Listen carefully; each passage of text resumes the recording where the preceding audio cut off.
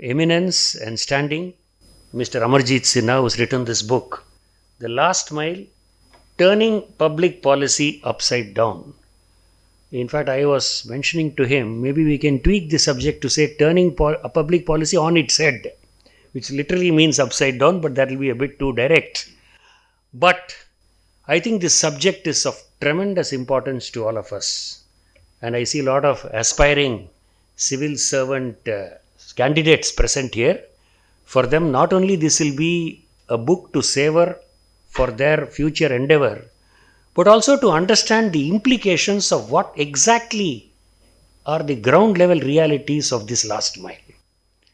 The classic case would be you take a metro, you travel from airport to Tenampet station, it takes exactly 19 minutes and you struggle on the last mile. You don't get an auto rickshaw to go home within the time allotted. And there are several such examples. In fact, I jocularly mentioned to Mr. Amarjeet Sinha, we have now won 10 matches in a row, stupendous victories. The last mile is on Sunday. Whether we will cross over the last mile, we will know on Sunday. But that is in a different context. But why this subject is important is, country after country have grappled with this problem. They found their own solutions.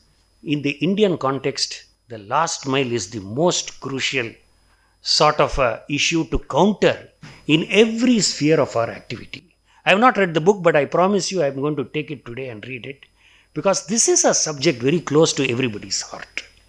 Sir, we at Chennai International Center are really delighted to host you today for this event. I am sure this discussion will be of tremendous importance and benefit to all of us. With the permission of both the gentlemen here, I will try to introduce them in as brief a manner as possible. I told them I'm not going to read their resume, because every resume will run 2 pages. That's the quality of speakers that we get in CIC. Mr. Amarjeet Sinha is a 1983 IAS batch officer. He has served with distinction in several capacities, and he is now the member of the Public Sector's Enterprises Board, a very important position which recruits quality officers across various organizations in the public sector. He has several accolades to his credit. I'm not going through it. Please Google it and see it. But suffice it to say that he is the fittest person to come up with the subject and deal with this issue in the most elaborate manner which he would have done in the book. Now, with him in conversation is again a good friend of all of us, Professor Muraleedharan, again a very eminent person of Chennai. He has been a faculty member of the Department of Humanities and Social Sciences at IIT Madras since 1988. He has served as the Department of Social Sciences, as I mentioned, from 2004 to 2011, and he now heads the Center for Technology and Policy, CTAP, at the IIT Madras. His focus area is health and humanities, again an individual par excellence, who will be moderating this session. They have worked out the modalities of how they are going to handle this session. And I promise you, as we always do in CIC, we will allocate easily about 30 minutes for audience participation. We believe that collective wisdom is the order of the day, and we want to promote this as much as possible. Please feel free to ask any questions to the 2 distinguished guests present here. So without much ado, I now leave the floor open to Mr. Amarjeet Sinha and Professor Muraleedharan to take forward this session. Thank you one and all, and welcome you once again for this event.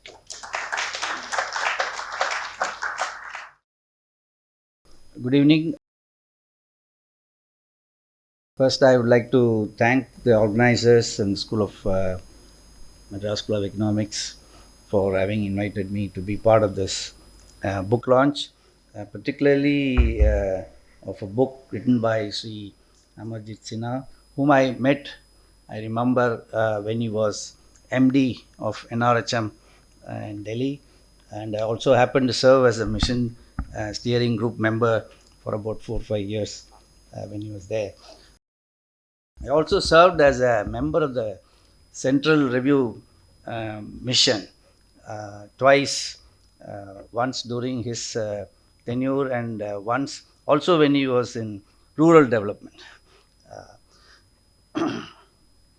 What I like to do in about 10 minutes, maybe 12 minutes maximum, 10 minutes, like to give an overview of what the book intends to do, and some of the contents, as well as uh, his assessment of what he calls as pro-poor public uh, programs. So, just a while ago, I shared with him that his next version of the book should have the subtitle that, the last furlong of the last mile. Okay, so because as we know, to give an example, there is a lot of discussion on how over the last 15-20 years the infant mortality rate has fallen down, but the neonatal deaths that constitute at least about 50% in most states, perhaps even 60% even today, it's more difficult to bring down the rate, because you need to really pay attention to the quality of care given at the delivery and post and prenatal uh, stages. So, in the same way, lots of things that he talks about, you will come across the last furlong challenges. They're more difficult, which requires more sustained efforts, commitment, resources, and so on. What I wish to cover is 3 points. What is the basic question that this book addresses? The book is entirely about efforts of the government to address the living conditions of the poor in particular. So, how have these various programs have performed in improving the life of public life of the poor, and what challenges that remain? And the book ends with a call for action to build India for all, full of optimism and hope. And I will quote the last paragraph particularly. So, to begin with, what is the basic objective? It's a one-line summary of various ways you can articulate this. The basic question is, how do we improve the well-being of the poorer sections of India? If I may summarize that in one line. How have various welfare programs performed? So, to quote him, somewhere he says that often we say this is a very good, well-conceived program, but we were not good, effective in implementation. But again, I quote him, despite all the weaknesses, overall, there has been all the programs put together have made positive impact on the people of the poor people at large. We have progressed significantly. For example, in reducing asset deficits, improving the ease of living over the years. What we mean by ease of years is provision of LPG connection, electricity, and LED bulbs, sanitation facility, functional tap connection for drinking water, provision of primary health care, extent to which people have been immunized, provision of health insurance, rural housing, waste management, school education, bank accounts, access to bank accounts, rural roads, life and accident insurance, expanded social security. Almost, I'm sure you will be able to recall one national program on each of this, and he was part of each of these several rural development programs. But in the process, what are you can call it challenges, or I won't call it precondition, but you have to create these conditions in order to move forward, implement these various efforts. First and foremost, which I think was a major challenge that we have, is in creation of good evidence to inform policy. For example, uh, the use of SECC 2011, of which he talks very positively about, for example, in identification of eligible beneficiaries. Okay? How well you are able to identify those who are eligible to benefit from a program. And he gives examples of that, particularly in identifying beneficiaries for LPG connection, housing, and so on. Just to summarize the so-called various conditions, among several things, he highlights the coverage of women under Rural Livelihood Mission, SHGs, improved participation of women in panchayats, transfer of funds directly to Gram Panchayat as per the recommendation of 14th Finance Commission, along with higher share of funds from the extra budgetary resources, leading to creation of infrastructure, significant increase in access to microfinance, implementation of the Gram Swaraj Abhiyan in 2018, under which they identified about 63,000, close to 64,000 households, villages from across the country to provide the basic 7 benefits to improve the living condition, namely, and monitoring devices to see the progress of these services, introduction of social audit and concurrent audit, leading to many positive changes in the programs like MREGA, and the thrust and competition among states to lead better performance of rural development. So these are, I would call it as creation, but these are all building institutions in a way. It takes some years, to at least 5 to 7, 10 years, and he will narrate the story. And there are several of the 24 chapters, almost every chapter you can see paragraphs of his deep involvement in each of these steps. And quickly, what challenges that remain? Again, I re-articulate what I have said so far, which is to adopt what he calls the whole of government and whole of society approach, with the primacy on evidence-based informed decisions, building social capital, use of technologies, and convergence. I mean, this idea comes through almost every third or fourth page, almost every chapter. So that's the overview, and as I said, I will just read the final paragraph of the final chapter, just to articulate in his own words the optimism that he has.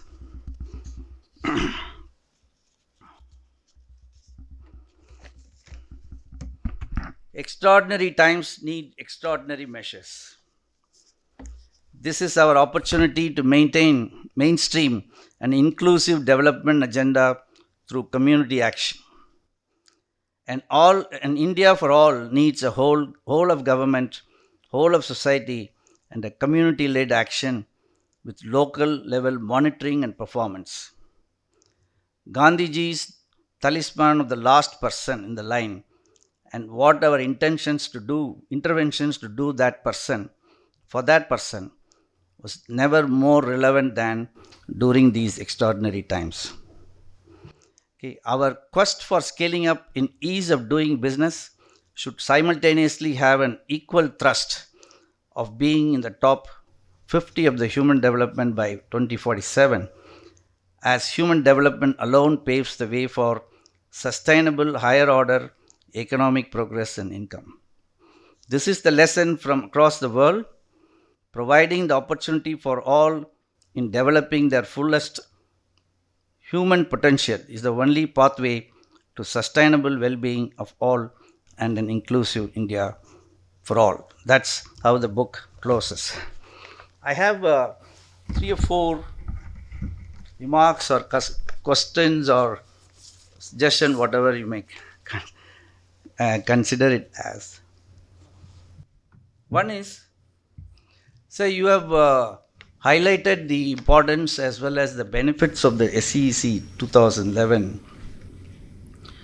I feel that in several places this is being emphasized.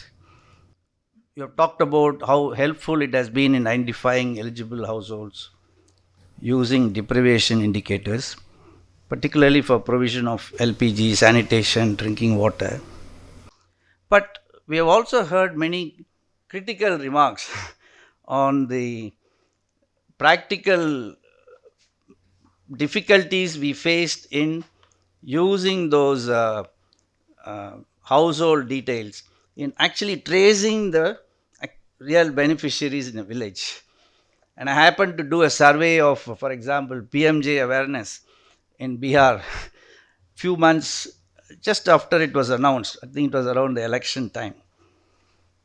And many people had received the letter, and after some probing, they were able to trace from the home and they had not opened it.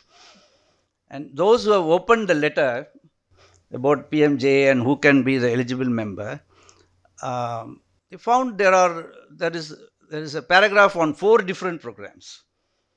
So they were not sure what it is meant for. Is it for PMJ or along with others? So that's just one point I want to. And often you will find even the postman unable to track the person to whom the letter has been issued and so on. So my point is that maybe a overview of a critical overview of SEC. Somewhere in one of the chapters, I think early on, the chapter that you talk about spatial distribution of poverty. Is it possible, because you have emphasized again the use of 63,000 villages, is it possible, now that it's about 6-7 years, if we do a repeat survey on the same households, you will probably know how those households covered in this have moved up the socio-economic ladder. That's probably the best way to assess the combined effect of all the programs together, because eventually you want asset deprivation plus income poverty and job unemployment to have an impact on these. Probably you can measure that.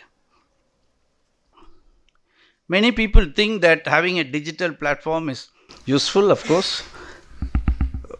Early days we used to think that connectivity is the problem, bandwidth is a problem. Things have improved.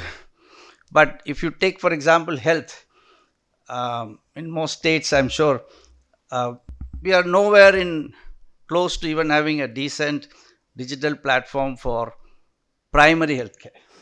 Because for insurance, it's a bit difficult.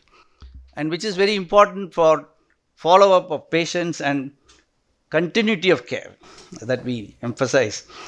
So I think what really ails, why is that states are struggling to develop that? But if you sit in Delhi, you hear that there is a mission and this is our pathway, but it has not been realized. I would like to know your views on barriers that continue. So essentially, quality of data, which is the last furlong, part of the last furlong, and right from the beginning. I had an occasion to look at Poshan Abhiyan portal because we applied for a research grant recently, and I had an opportunity to see data. The prima facie, you can say it's not usable. So even the data that we have on ICDS. So basically, I'm trying to throw light on quality of data that is supposed to be available publicly is actually not good enough to do a good research to enable policymakers.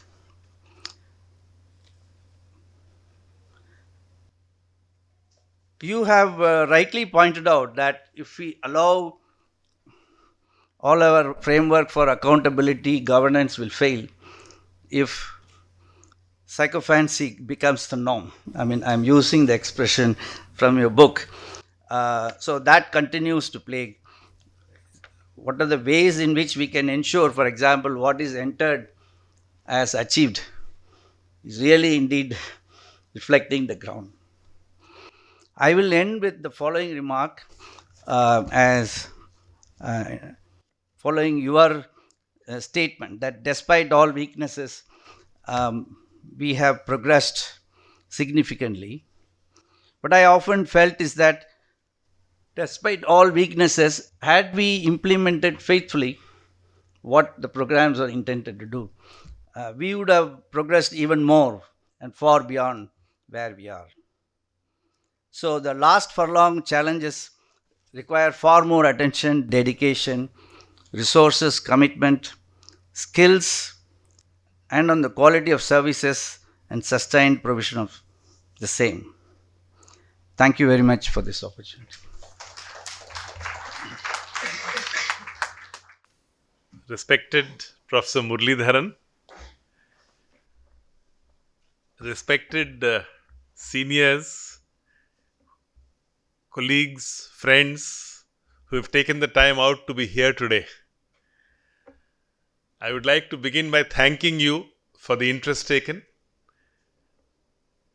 What I will try and do over the next 20 minutes is to briefly share some of the learning which the journey of putting things together made me understand a little better. I would like to make the first caveat, and that is that a lot of the learning is experiential learning, because most of what conclusions that I draw, while they look at evidence of independent studies and surveys, they also somewhere or the other capture the essence of what the territory taught me, not the map but the territory. Because in terms of traveling across the length and breadth of India, I was very fortunate working in education, health and rural development to actually see almost every district of the country. The very few of them are left, which I hope to be able to do in this life. But more interestingly, the diversity at the cutting edge level and the transformations or changes which often remain imperceptible because we see everything in some continuum. I recall recently, some of you may have had a chance to see Professor Sudipto Mandal's revisit to a few villages in Palamu district of current day Jharkhand. 45 years ago, it got published in the Live Mint. 45 years ago, Sudipto Mandal had gone there for his PhD research. He went to the same villages again 45 years later. And he makes this remark, and which is what this book is about, that the glass is half full. What he says there, people were living in better houses. Many of them had sanitation facilities. They had electricity where there was darkness all around earlier. There were some reasons for hope, but as he summed it up, he said people were still poor. They were not chronically poor. Perhaps things had changed a little, but not as much as it ought to have. And what this book does is to try and understand that reason, and very rightly brought out by Professor Muraleedharan in some of the remarks that he made with regard to quality of data, with regard to the health sector, with regard to education, with regard to skilling, with regard to nutrition, where our failures outnumber our successes. And what explains it? In a manner, Sudipto Mandal's conclusion of the glass half full stands vindicated when we do a sector-wise assessment. And the argument that I have tried to build in this book is to say that if we had attended to these sectors on priority, perhaps our position today would have been very different. To illustrate the point a little better, I seek your indulgence to just run through a very few slides before you. Friends, it was important to establish conclusions on the basis of certain data which globally we all believe is what has happened. And it's good that I'm getting an opportunity to share some of that in Tamil Nadu, because we have a few slides on Tamil Nadu which tries to compress whatever happened here over the last few decades and how it reflects in current indicators. Friends, this is a very telling slide where 5 nations, Japan, South Korea, China, India and Bangladesh, we have tried to look at a very basic and fundamental thing. When did they attain universal primary education for girls? Something as basic and elementary as when did they attain universal primary education for girls? Japan did this at the turn of the 20th century. Right here. South Korea, China, and India in the 20s and 30s were almost at the same position.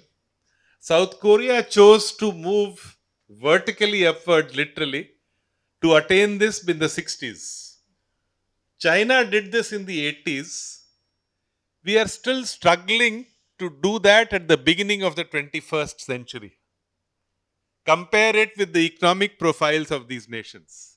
There can be nothing more stark than this data, which clearly establishes why the glass is half full. And clearly, one of our biggest failures in this sector. Now, if I go deeper into the states and look at what has been brought out by the Niti Aayog recently, but also by the UNDP, slightly different, a 2% variation, because 2 new parameters are included in the Niti Aayog calculations. The UNDP 2023 report on multidimensional poverty mentions about 415 million persons coming out of multidimensional poverty in India, and comparing it to what happened in China in the 1978, the 40-year period starting in 1978, when 800 million people in China had come out of chronic poverty. But interestingly, here also, a very important learning, and which I have tried to understand, because again, what has happened is in the academia, when I looked at studies, many of them did not look at all the dimensions and the multidisciplinarity of what could explain what was there on the ground. How is it that the state which is 12th on per capita income is at 0.55%, half a percent people are multidimensionally poor? Kerala. Tamil Nadu 2.2%. Bihar still at 33.76%. UP at 23%, and so on. Now, why this difference across states? And there again, when you drill deeper, and which is what I have tried to do even in this book, even if you go district wise, what comes out very clearly, even Karnataka, northern Karnataka, there are challenges. What comes out clearly is how different parts of the country, the green ones are all below the national average of multidimensional poverty. Southern Indian states, most of them, most of the districts also don't figure in the yellow or the red zone.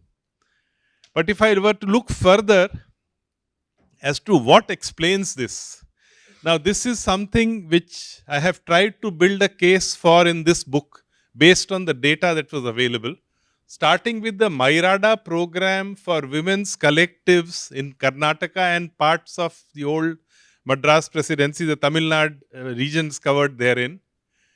Starting from that, and thereafter, as the politics of these states rolled out, the primacy of education across governments, starting with K. Kamaraj and the efforts made therein, in terms of ensuring that children go to school and learning happens. But more importantly, 6 factors stand out when you try to explain why southern Indian states have lower incidence of multidimensional poverty than the rest of the country. The most important one is high adolescent girls' participation in higher secondary and higher education, which happened much earlier in the southern Indian states than it has happened in many of the northern Indian states in the 2010 to 2015 period. But even today, there's a gap there. I'll come to that in the next slide. Wherever adolescent girls participate in high schools and higher education, fertility rates come tumbling down. This was an analysis from the SRS 2011 data, which clearly established, and I recall writing a piece for the newspapers, the Business Standard, on why development was the best contraceptive. But more importantly, thereafter, and again, sitting in any hall, I have tried this in many places. The third one, which is about improvement in healthcare services. A lot of people asked me this question, why is that in that list of 6?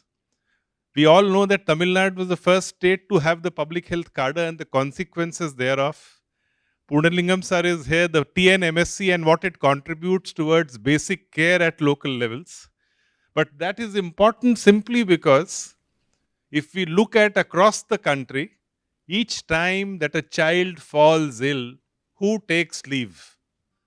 Tell me how many times have fathers taken leave for a sick child at home?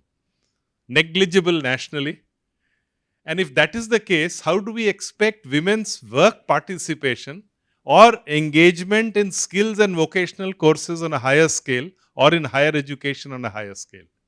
Clearly, basic primary care was important, especially maternal and child health care, where again the southern Indian states did much better than the rest of the country.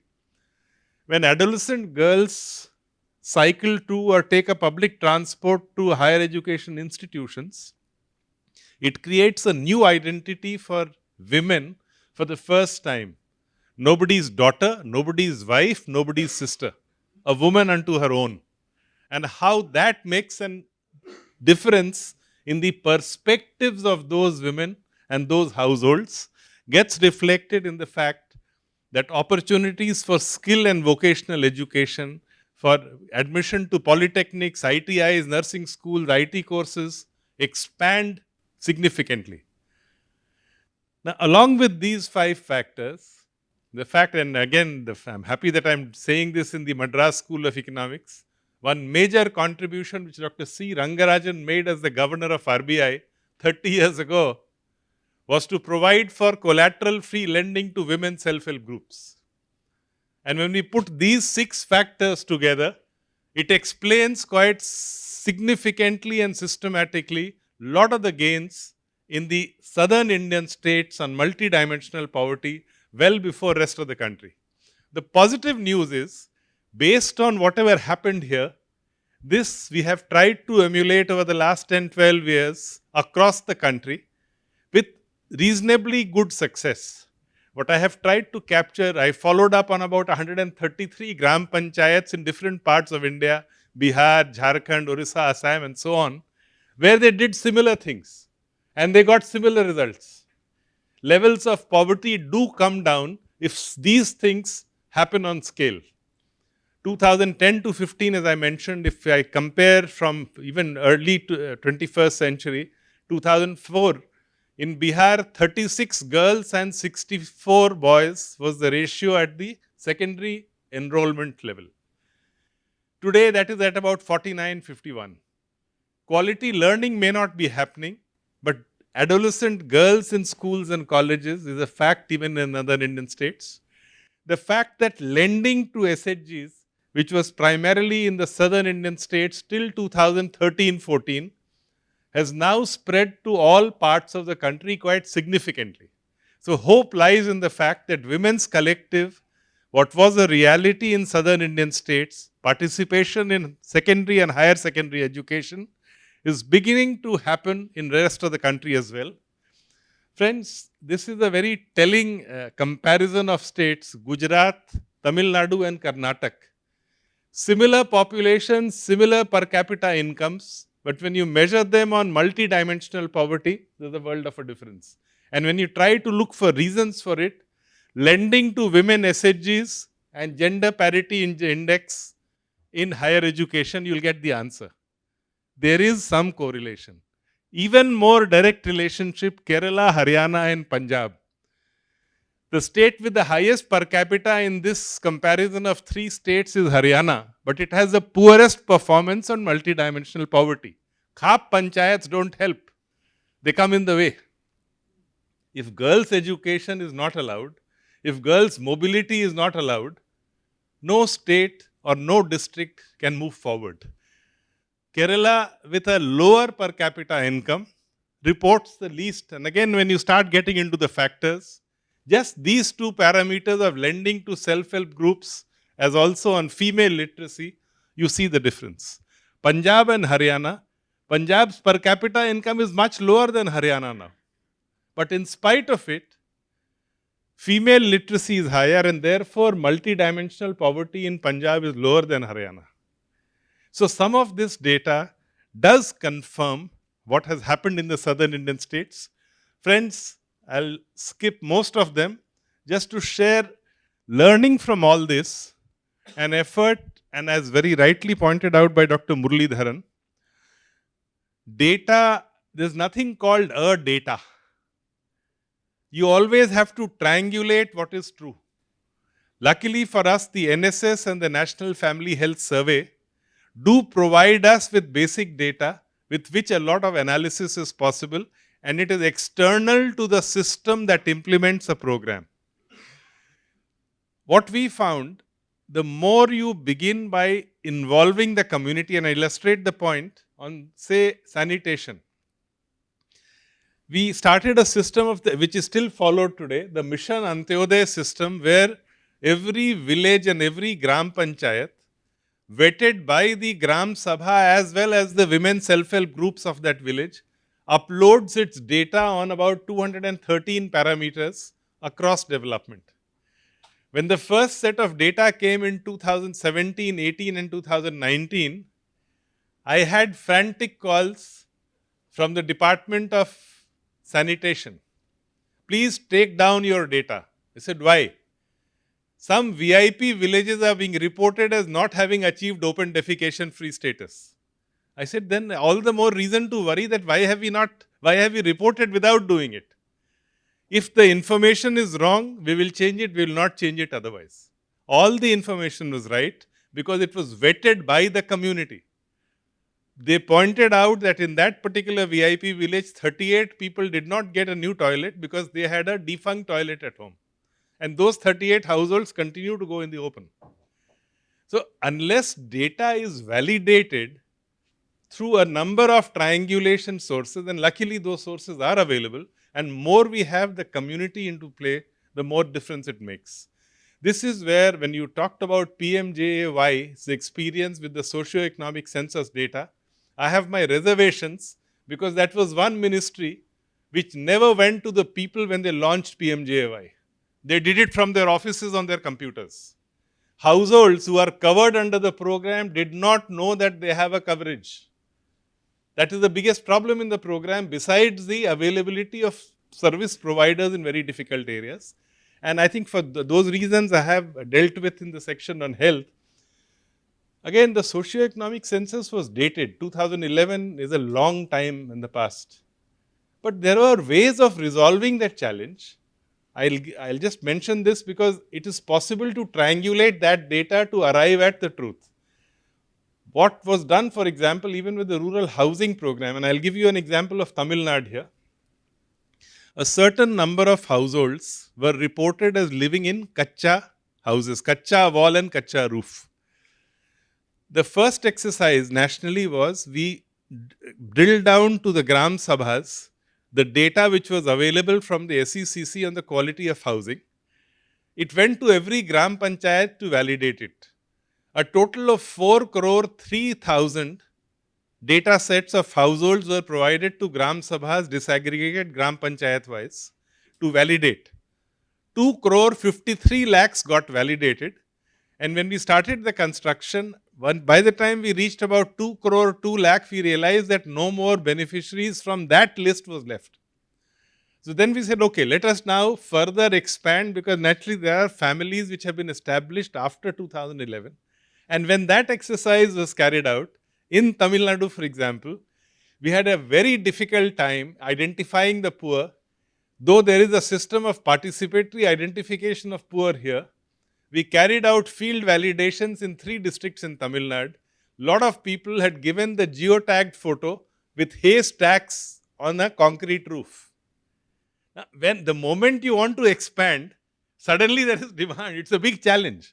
In spite of participatory identification of the poor, it's a big challenge. Yes, I do agree that we need to include in the Ujjwala program, they followed caste-based extension of the access to Ujjwala in expanding it.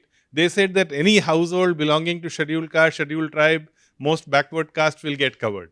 In some other programs, they use some other systems. PMJ is the only program where this effort of connecting with communities, Gram Sabhas, Panchayats has never been done. And when it was done, UP tried this out over the last 3-4 years. The number of beneficiaries have gone up significantly. The use has also gone up significantly. So that's why data, I have made a point about technology as a means and never as an end. The mistake we do is to treat it as an end in itself. A good website or a good app is no substitute for how many people use it or how many people can connect with it.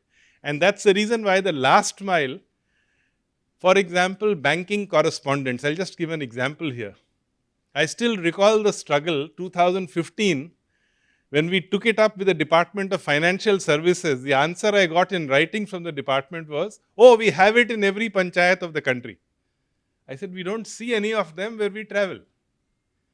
They had followed a commercial model, a 1% model for banking correspondence. And naturally, why should any banking correspondent travel to a remote tribal hamlet where the business would have been of a few hundred rupees to be able to earn a 1%? It will not even cover his transport costs. So on paper, every bank had, for every village and panchayat, a banking correspondent. But that system was not working in more than 70% of the country. We said, why don't you allow us? We now have women's collectives. We have a lot of social capital. We would like our women to do this task. That's where the banking correspondent Sakhis from among the livelihood mission women began in a very small way. Today there are more than 100,000 such women. But the challenges still remain at every stage. Now, a women's self-help group saves its money. There are 2 signatories there, a president and a secretary.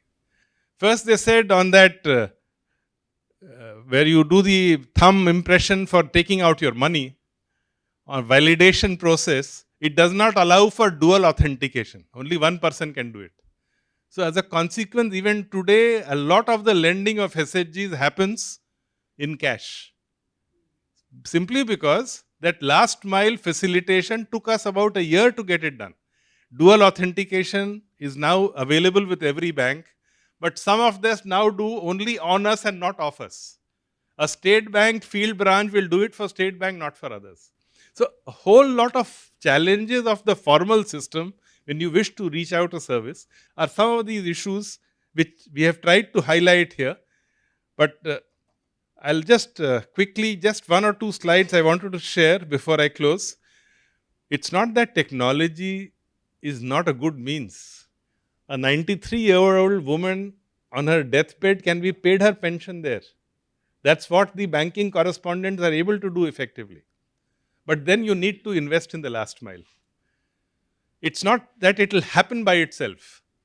The how of, since Mr. Punarlingam sir is here, a lot of his time post-retirement we usurped in trying to set up Tamil Nadu Medical Services Corporation-like institutions in rest of the country.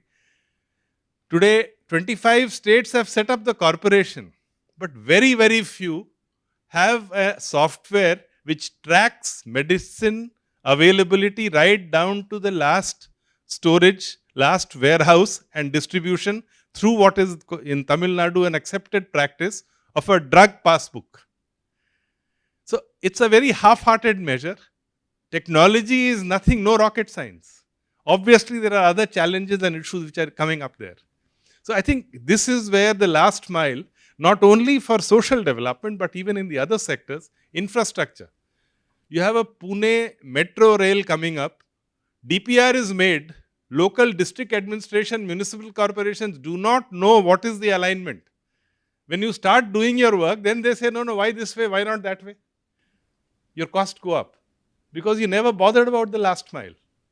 You thought that you could do it and get away with it in whichever form you want to.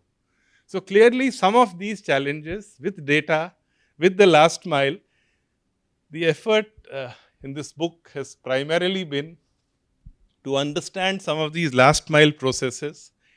Often they don't get written about, and therefore, in terms of responses, the book will leave you with a very sobering thought.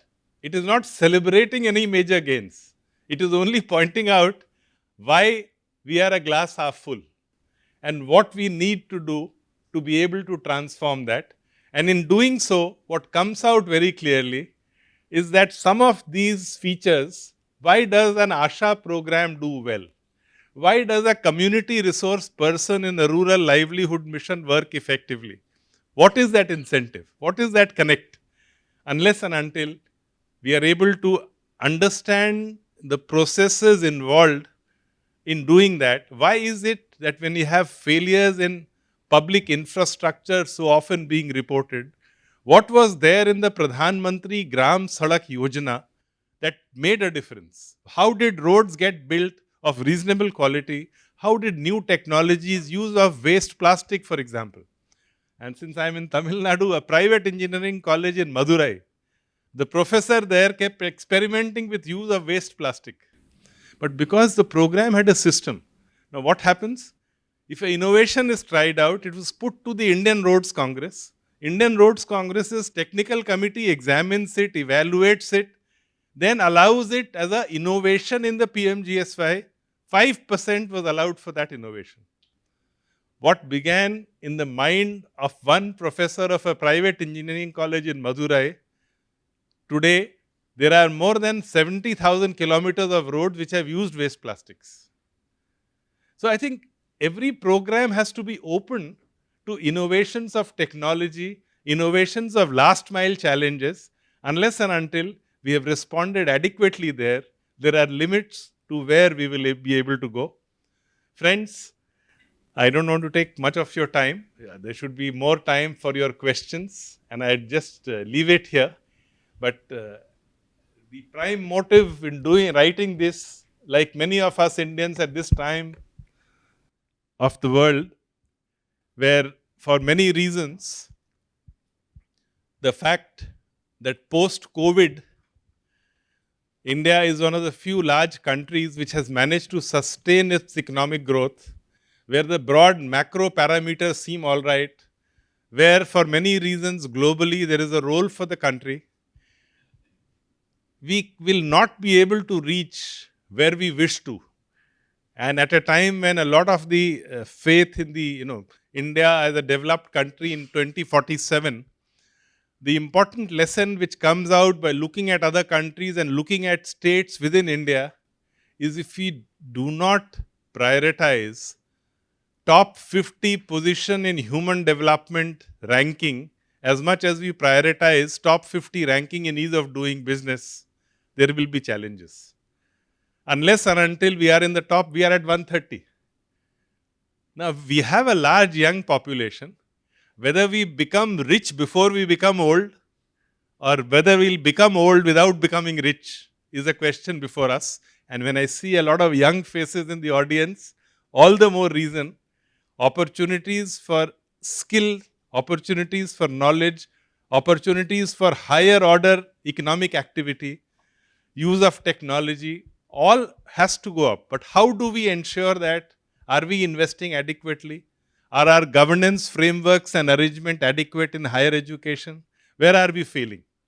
Unless an honest assessment is done where communities and participants' voices are as important as those who plan these interventions, there are limits to where we will reach.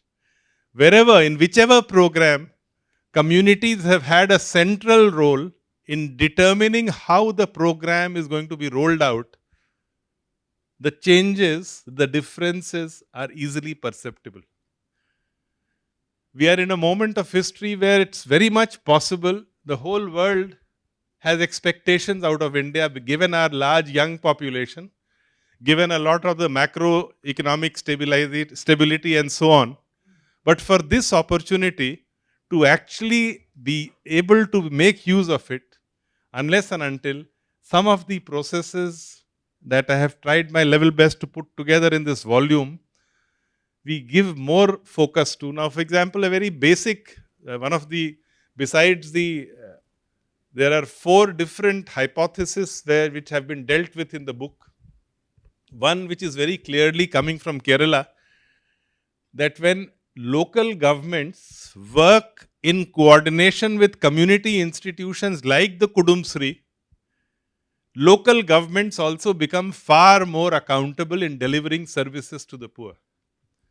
Where local governments are trusted by state governments to spend resources for the sectors which are part of the 11th and the 12th schedule, it does make a difference.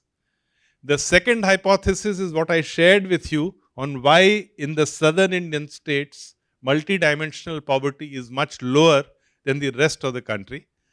The third hypothesis, which is equally important, which is to do with decentralization. Education, health, skills, nutrition, livelihoods are sectors that do not lend themselves to narrow departmentalism. We need a community connect and a community platform closer to where communities reside. A horizontal platform where all programs work together. At a time when women's collectives have expanded across the country, it's an opportunity to hold local governments more accountable with the funds, functions and functionaries. There never was a better time to trust local institutions more than it is today, because it is not so easy for local governments to run away with resources, as has been a case in the past in many parts of the country where systems were inadequately prepared for it. My own home state of Bihar, if a panchayat doesn't work effectively, and if you visit the village, the response of the community is give it to the Jivika Didis. Jivika Didis are the SHGs in Bihar. They will set it right. There must be some reason why complaints on the public distribution system today in India is at its lowest. There was a group of civil society organizations, NGOs, about 46 of them, who came together during COVID called the RCRC platform. Ved, Arya, many of them are there, Pradhan people, many of them are there.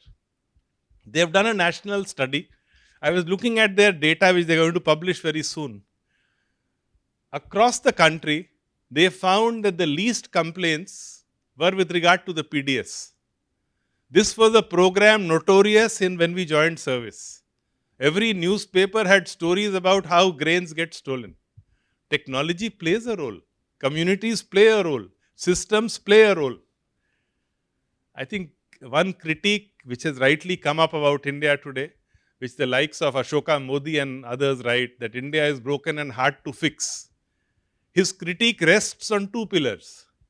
One is the fact that in economics, since many of you are students of economics, what we call the public goods, in India there is a failure in the public goods sector.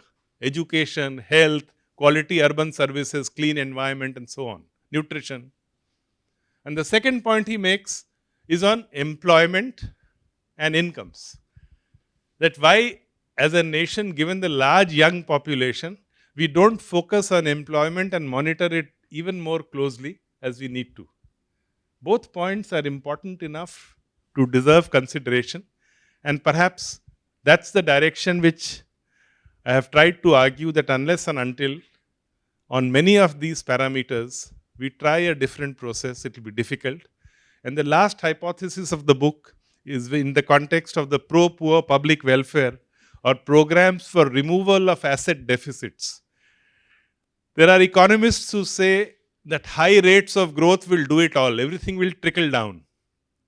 There are other economists like Amarjeet Sinha who say that you do human development and everything will be fine. There is a third area which needed attention. When deprived households have major asset deficits, whether it is housing, whether it is electricity connection, whether it is gas connection, whether it is membership of a women's self-help group, whether it is a bank account, whether it is sanitation facilities, clearly pro-poor public welfare efforts at removal of asset deficits of the poor improves their ability to make use of public provision for education, health, nutrition, and so on. This was the conclusion which we had come to on a study of ICDS, where we had looked at Tamil Nadu along with John Dres and others, Tamil Nadu, Maharashtra, Himachal on one side, and Madhya Pradesh, Bihar, and Odisha on the other.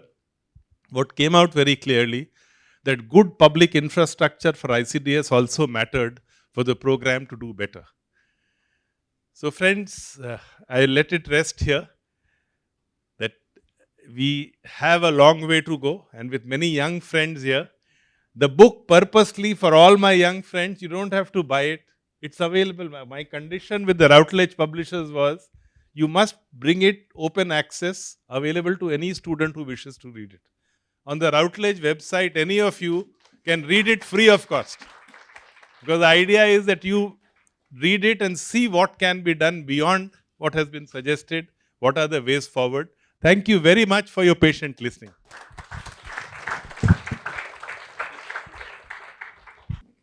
Thank you very much, sir, for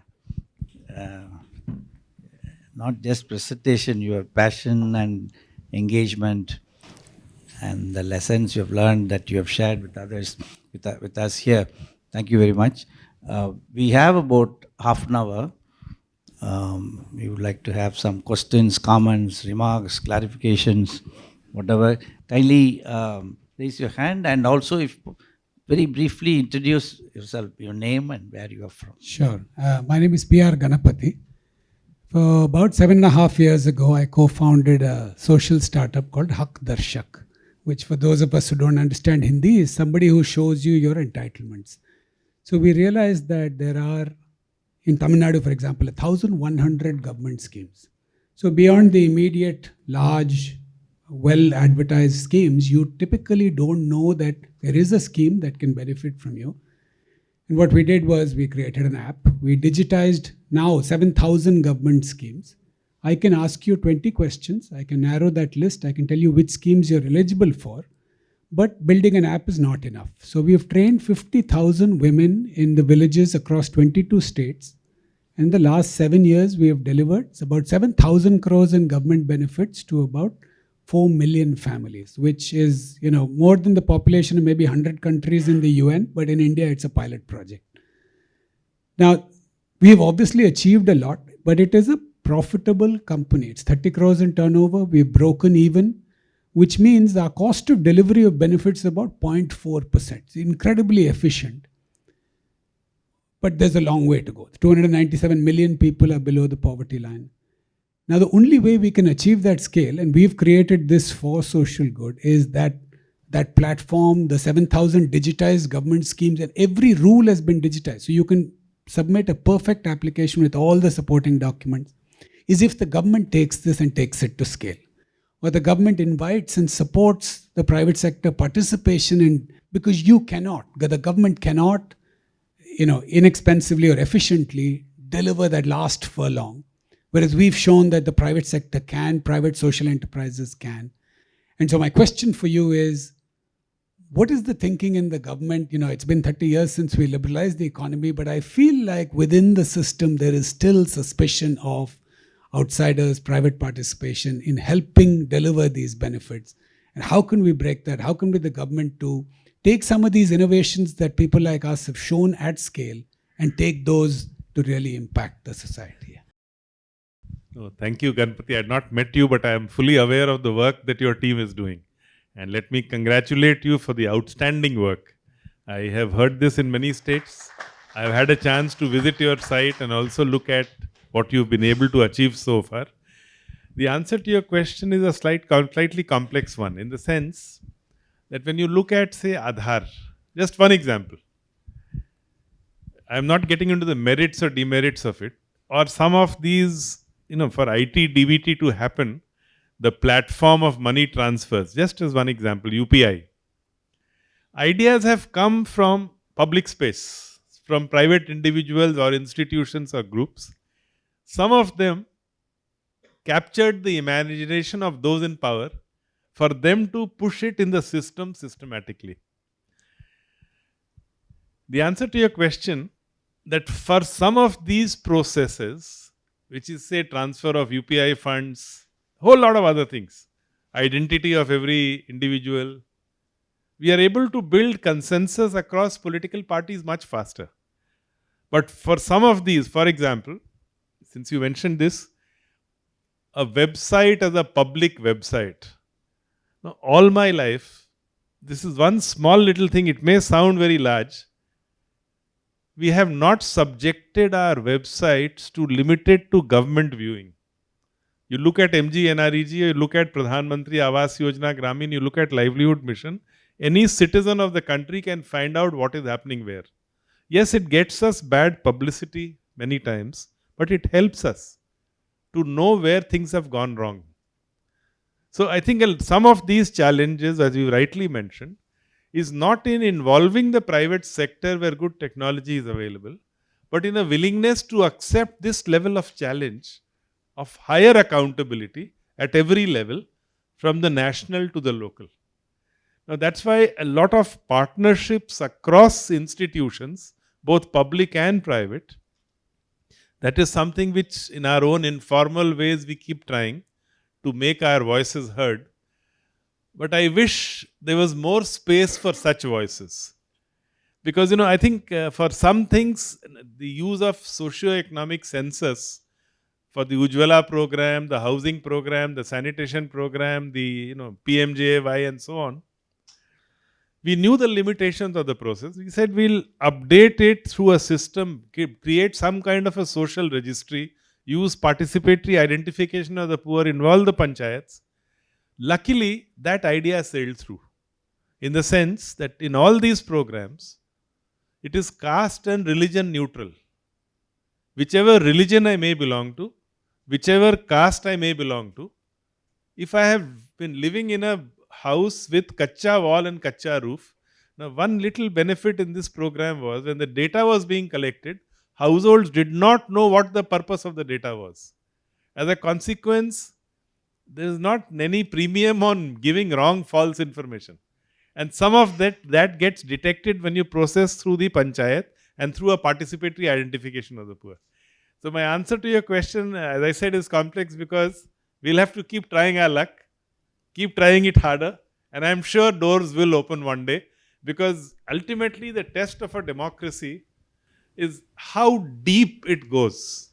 The deepening process is on. Even IT, DBT transfers didn't have takers 10 years ago, 15 years ago. But over time, even political leaders, they have responsibilities to their constituencies. This morning I was addressing the members of Legislative Assembly of Meghalaya at the Indian School of Business. Very interesting group of about 56 persons, including some ministers, leader of the opposition and all. I was telling them I have in this presentation some prescription which will ensure that you will always get elected. So one of them got up to say, our only problem is when you all announce programs, everybody wants it. They are all very happy at that time. But out of 34 people in the village, when only 2 get it and others don't, everybody becomes my enemy. Now I think this is a way of putting it from the political person's perspective.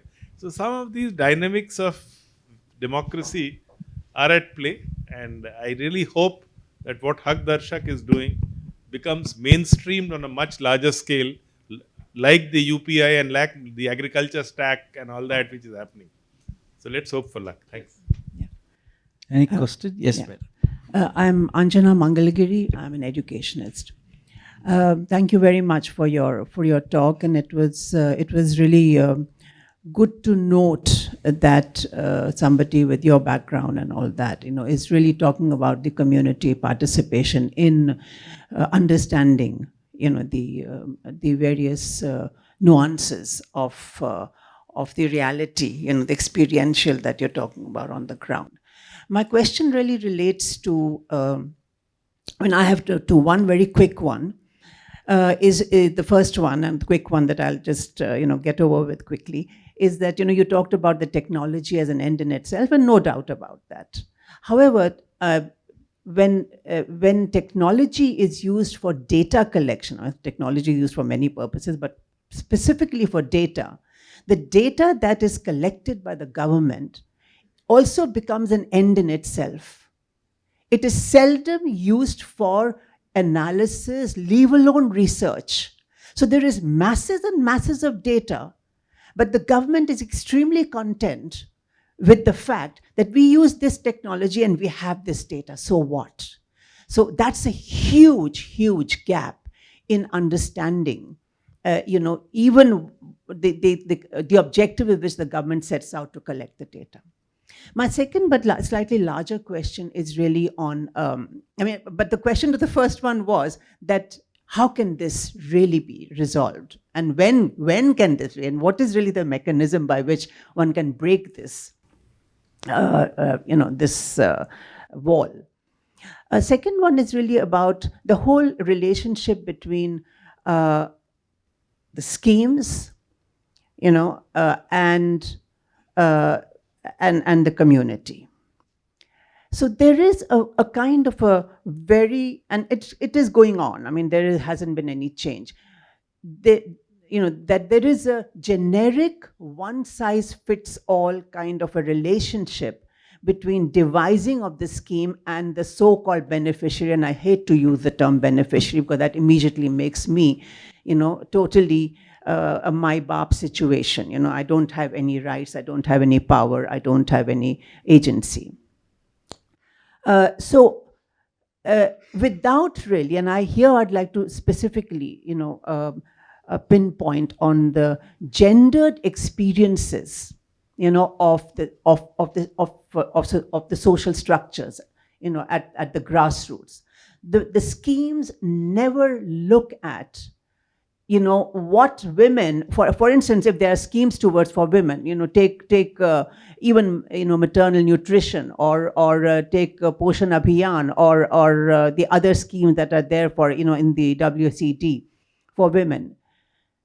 They never break down the gendered experiences of women in the social structure. So as long as that, and that takes me to Claudia Golden's whole thesis on how economics has failed to recognize the gendered experiences on the ground, that as long as this is not realized in these schemes and in these so-called assistances that are given. So Dipto Mandal's very positive thing on the glass is half full, I would say glass will remain half empty. Thank you.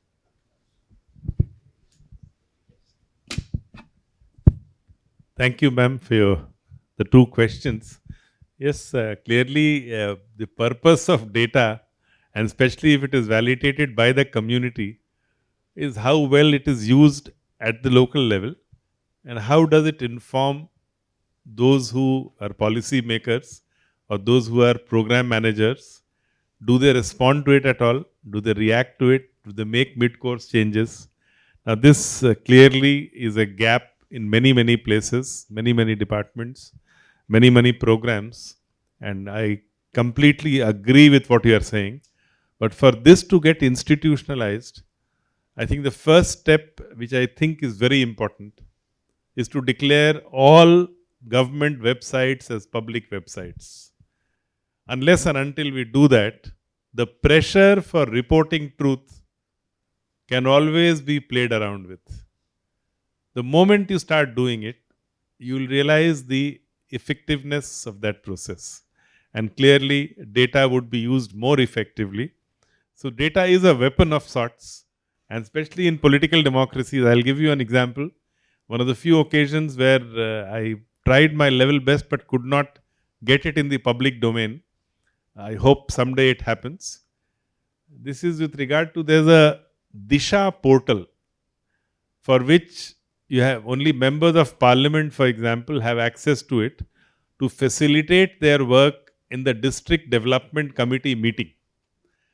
For 55 programs, with the local government directory code, which is the Aadhaar for a village actually, with the LGD code on a sharing API for 53-54 national programs, You have data in illustrative form, in table form, right down to block levels.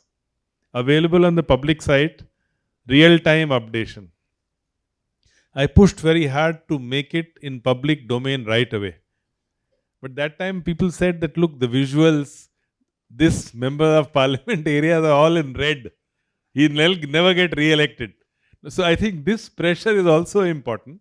So a lot of what Hak Darshak does, if you can actually, for example, even this institution which has been working with Parliament, what is that? Yeah, that's right. PRI, yeah, the Parliament Research, PRS, Legislative Business, yeah. So that work is important because immediately every member of Parliament or every MLA gets aware of the fact, or even the publication of the property details of those who contest elections. But I think I don't have any simple answers there except saying that yes, we need to, on the gendered structures, very rightly pointed out, our failures in education, health, and in nutrition, which is something which I have argued in my book as well on the chapter on Poshan very strongly, that we don't seem to be learning from what works. I have given the example of Sikkim. Again, most of us sitting here would not be aware that Sikkim managed a 8-point reduction in stunting over a period of 5 years. What has Sikkim done which is different? Stunting is intergenerational and it takes a long time. What did Sikkim do correct? And the answer, I tried to explore it, I traveled to the state to understand, still trying to resolve it in my mind whether that hypothesis which I am trying to generate is correct or not. I have requested some researchers in Sikkim to look at this. Sikkim did 4 or 5 things right. It began with first ensuring clean water for every household much before Jal Jeevan Mission. What did they do? All their traditional water sources, the spring sheds, they cleaned up all their spring sheds under the MGNREGS, brought it to the village and stored it in a tank. Thereafter, they provided piped water to every household. So all your waterborne diseases are out in one go. Next thing which they did was, as part of MGNREGS again, we promoted individual beneficiary schemes on a much larger scale, including animal sheds, dairy shed, poultry shed, and so on. You go to Sikkim, every village, almost every household has used MGNREGS funds to construct its dairy shed. The cow dung and cow urine, along with neem and other things which they use for biofertilizers and biopesticides, the organic revolution of Sikkim begins from those dairy sheds. The third, again which was funded with MGNREGS, is cardamom plantations. We actually looked the other way. The rules don't allow us to do anything but timber wood. But we agreed to cardamom I hope someday nobody points it out, but cardamom plantations give a lot of return. So a lot of plantations of cardamom, all put together. The sub-health center was already functional there with basic medicines. Clean water is assured. Organic agriculture, diversity of food, fruits and so on. Greater equity, women's collectives in the village. All these factors together, without doing anything, no rocket science, no major activity. But yes, stunting did come down 8 points. If children ate right, ate diversity of foods, had access to clean water, and communities had a role, and basic illnesses. For example, we did this survey in the focus survey in 2003-2004. We had looked at 6 states. I mentioned about it a little while ago. And we had found that as many as 30 to 35% of infants whom we had surveyed, in the 6 weeks preceding the survey, they had minor ailments, light fever, diarrhea, dysentery, skin infection, eye infection, which needed neither a doctor nor even a nurse. It just needed a community worker with basic medicines. Each time that does not happen, it multiplies the wasting, the fall towards wasting, so to say. Multiple illnesses bring infants further deeper into this. And I think your gender issue, it's not just a 1,000-day issue. what adolescent girls eat, Meghalaya again has a serious problem of many childbirths. Primarily, again, and very young. There are households where women who've had 14 childbirths, 15 childbirths. Now, I think a lot of these challenges in our approach to nutrition, anemia, and so on, there has to be a life cycle approach where you look at all aspects of the woman. And again, large number of villages which may necessitate ICDS centers alone, will you need more caregivers. You may well need daycare centers in some places where you provide for diversity of quality meals both to adolescent girls, pregnant women, and infants for them to fight during this period. Now, that flexibility and untied resources at the local community level is just not available. It's a highly projectized arrangement in the ICDS. You need to break out of that projectized arrangement for its effectiveness to be better with far larger number of caregivers. Thank you, Good sir. evening, sir. Yeah, please introduce yourself. Yeah. Sir, I'm Adil Beg. I teach economics. My question is regarding the MG Narega scheme. So we are of late we are hearing a lot of criticism with respect to the payment of wages, timely payments, and all those things. And sometimes, what is the tangible outcome we are getting? So, according to you, what would be the reforms which is needed with respect to Manrega? The second question is about there are many schools for rural development. We have seen a lot of ideology for rural development. With your experience with respect to rural development in all these years, what is your perspective for a best model for rural development? Briefly, if you can explain. Since you specifically zeroed in on Narega, one slide I'll play before you. There are two slides here, two maps here. This is a map of Rural Wealth Index, which we created using about 26 parameters of the NFHS. I chaired a committee on reforms in MG-NREGA. I have submitted my report early June, but the report has still not seen the light of day. Hopefully someday it will. But I'm just mentioning this here because we calculated the wealth index. Again, red to green. Now what you find here is that some states, Tamil Nadu, Kerala, many of them, mostly, if I go only as poverty as a criteria and the scale of poverty, then perhaps many of these regions will have much less of it. On the other side, we have tracked number of days of man days of Narega work created for every 1,000 population. You will find in many instances, states which were green on wealth index are also green here. Now my argument is, yes, I do know that the money is being well used for many purposes of rural infrastructure, sanitation, pond, farm pond, so many things. Tanjore, many districts are doing it now. Along with paddy cultivation, where the water table falls, farm ponds are coming up with MG-NREGA funds, it's required. But having said that, what comes out very clearly also on this payment issue, it is not just a distress employment arrangement.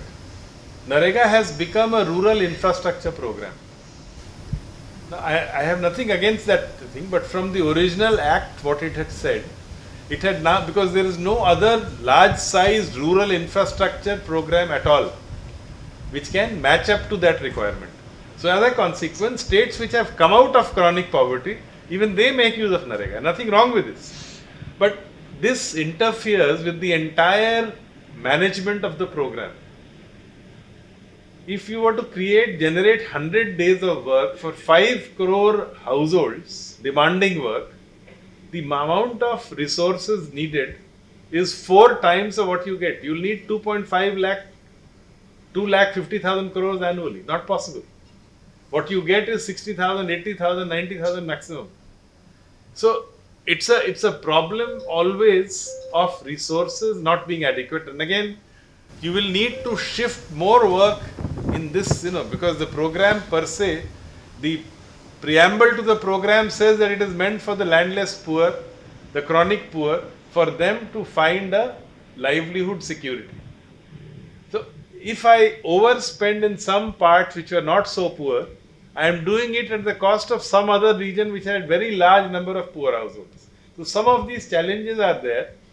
And it's not the technology which is failing. In many instances, it is the availability of financial resources. allocations do not keep pace with the demand for the program. And the demand, I said, is not merely on account of poverty, it's demand for rural infrastructure as well. Every farmer would like to do his soak pit, would like to do her whatever other infrastructure, farm pond.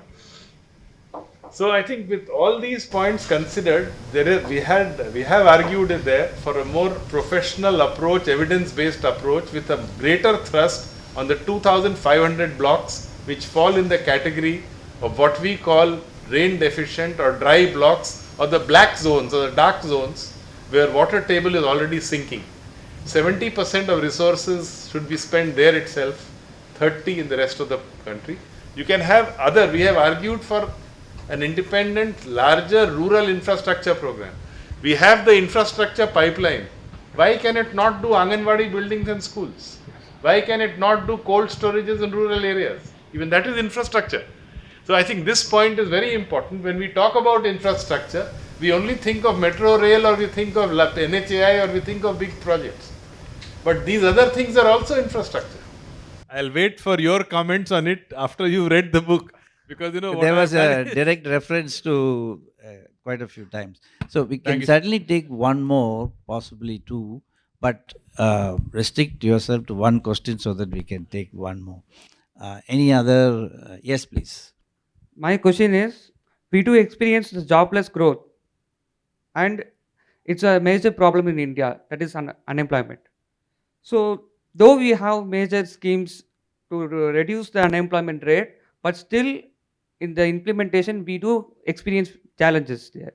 So what could be the possible solutions so that the ultimate beneficiary can avail the benefits which the government is trying to implement? That's my question. As I said, I don't have a simple answer to it, except to say that few trends we can see very clearly. It happens in all societies which are trying to move up the productivity ladder. The non-formal jobs have to expand much faster, because agriculture, as it mechanizes more and more, and it should, if productivity has to go up, it will displace a lot of people who are currently engaged in agriculture to non-agriculture jobs. If those jobs are not adequate, there are challenges.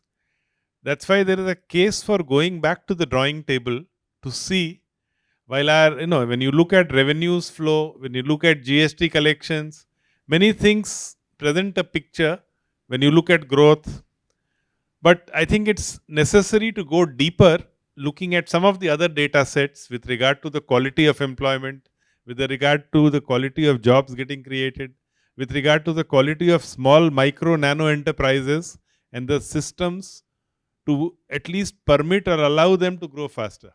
When we compare China and India, one of the differences is many nano enterprises have grown up into major enterprises in China. In India, very few do that. Where are we failing? We need to understand that. Skill sets, education, I think they're focused on education and skills. The more we do that, the better it will be for us. Even Bangladesh, for example, when we look at data, yesterday I was looking at the data for Bangladesh, especially for girls, adolescent girls. Lot of what it did on health with community volunteers, lot of what it did on microfinance through women as community volunteers. The consequences of it can be seen in the rise and expansion of the textile sector. Of course, they had the advantage of being in a category different from India, and therefore a larger share of the market. But having said that, that does make a difference in terms of participation, in terms of a whole lot of other. So I think we need to go back to the drawing board to see how social capital that we are generating on scale. Tamil Nadu, again, very good examples in the urban mission. Tamil Nadu took up 20 clusters of rural areas where non-farm employment of a very high order was available. Some was the textile sector, one place was doing concrete bricks, some other third place was doing something else. And they decided to provide basic infrastructure there with the urban mission. So I think that is one way forward, because you need to decluster. And if there is one worry which India faces, whatever whether do or we don't do, half of India will be urban by 2050. We are not prepared for urban 50% as yet. In no way. We still have not figured out how to provide basic amenities to the poor who come in search of work in urban areas. We have still not been able to provide that dignity of work, because when you have large numbers moving out and we leave everything only to market forces, at the bottom of the pyramid, the struggle for wages, you will continue to find a driver at 10,000 rupees a month. But 10,000 is not good enough for dignity, for basic dignity or basic maintenance. So I think some of these issues need to be opened up for debate. Kerala and Himachal Pradesh were two states which were very clear, even if I lose industry, so be it.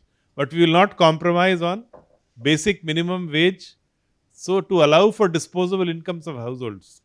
Himachal, for very different reasons, insisted on basic minimum wages. And in both the states, if I look at it in a 40-year, in the short run, they lost many businesses. They lost many investments. But in the longer run, they are nonetheless poorer for that. So I think we need to look at some of these issues on labor economics as well more closely. What we need to do to be able to, because PLFS data, yes, chronic poverty has come down. What about those on the margins? They slip back into poverty. Because one of the findings in the last inequality report was that if you earn 25,000 rupees per month, you may well be in the top 10% of wage earners in India as per the PLFS. Now that's not a very healthy situation to be in. And wages can only rise if productivity goes up. And from that point of view, human development, education, skills is where the route we need to take up. So we have just crossed 7:30, but one final question. A civil service aspirant. My question is, the majority of the schemes which are implemented are named in Sanskrit or in Hindi, sir. So this makes it difficult for the person or anyone to understand or even to pronunciate them, sir. So if they are translated in regional languages or even in the language of the local people, local community people, it would be helpful in understanding and creating awareness about the scheme. So what's your take on this, sir? No. In fact, what you have raised, I'd like to make two references here. If you look at the National Rural Livelihood Mission, in every state, it has a different name. Nothing wrong. In Tamil Nadu, they call it the Tamil Nadu State Rural Livelihood Mission. In Bihar, they call it the Jivika Mission. In Jharkhand, they call it the Ajivika Mission.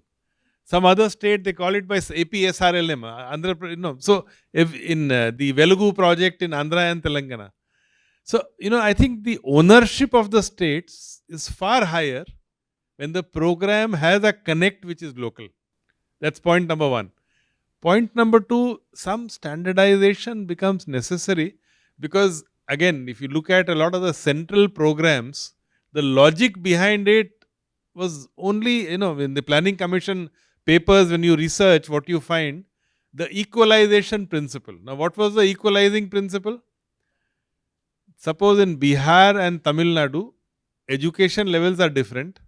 What the equalizing principle said, that on very basics of life, education, public roads, drinking water, electricity connections, irrespective of the economic capacity of state governments, no Indian citizen should be denied the basic services. The centrally sponsored scheme came in response to this idea or this analysis of the Planning Commission at that point of time. As a consequence, while education is a concurrent subject post 76, health is a state subject. But for this reason, a large number of centrally sponsored programs in these sectors came in. Otherwise, health is just a domain of the state. And as you are aware, in Tamil Nadu, a large number of programs are state run. Even the health insurance originally in Tamil Nadu was a state run program, like many other programs of the state. So I think a balance needs to be struck. And I think there's a need for appreciation. And the role of states, just last example, the programs that I've been associated with, Sarva Shiksha Abhiyan and National Rural Health Mission and thereafter in rural development, two principles I followed always, and I think it was a way of getting states on board. One, we never called it a guideline. These are all frameworks for implementation. SSA, NRHM, PMAY, Grameen, PMGSY and all other programs. We always call it a framework for implementation where states have the space. Two, all the frameworks for implementation were actually drafted by a group of 6 or 7 secretaries of rural development of different states. They are the ones who wrote it out. The states which were doing well on housing, Orissa secretary was chairing the committee on PMAY Grameen drafting. MGNREGA, Tamil Nadu secretary was involved in the process of the annual master circular. So, when you involve state governments in the drafting of your frameworks, it creates a greater sense of purpose and involvement of the states in those programs.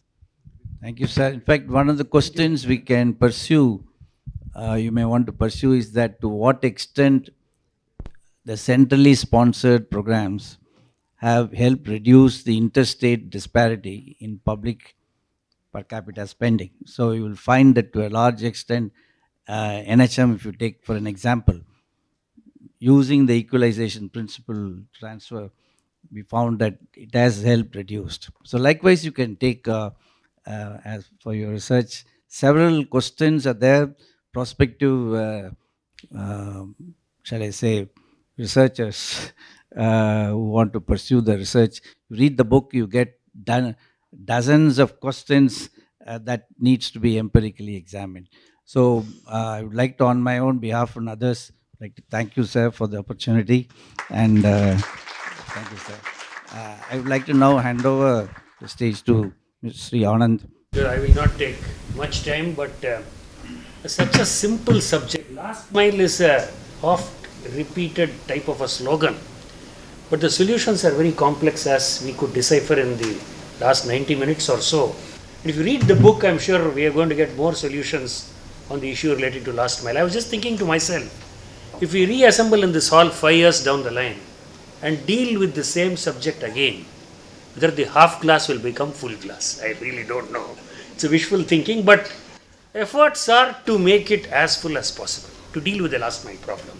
Really thank somebody like Mr. Ganapathy to have come up with some very interesting thoughts around this subject. And this also, sir, brings us to the needed issue of public-private partnership in dealing with the last mile issue. And more importantly, sir, your slides have pointed out that if you look at the 6 bullet points which have made the southern states successful on the poverty index, what prevents us from doing a cut and paste to the rest of the 26 states? Is it a mindset issue? Is it a last mile issue? We really don't know. But some of these best practices can easily be replicated across the country. But thank you, sir. You have come all the way. This is a very important subject for all of us, for having dealt with it in the type of clarity and conviction for a sitting government servant is something really remarkable. Please give him a round of applause.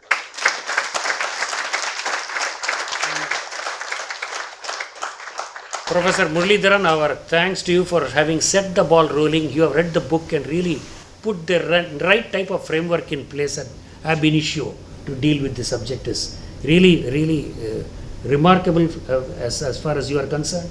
We thank you for having taken your time out to moderate this session, and the audience for your wonderful participation. Thank you.